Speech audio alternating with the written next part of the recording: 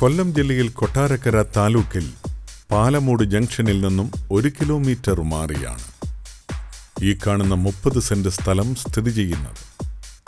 കമ്പിവേലി കെട്ടി സുരക്ഷിതമാക്കിയിരിക്കുന്ന ഈ സ്ഥലം എല്ലാ കൊമേഴ്സ്യൽ പർപ്പസിനും റെസിഡൻഷ്യൽ പർപ്പസിനും യോജിച്ചതാണ്. ഈ സ്ഥലത്തിന്റെ 2 കിലോമീറ്റർ ചുറ്റളവിൽ ഗണപതി അമ്പലം, റെയിൽവേ സ്റ്റേഷൻ, ഹോസ്പിറ്റൽ, സ്കൂൾ തുടങ്ങിയവ സ്ഥിതി ചെയ്യുന്നു.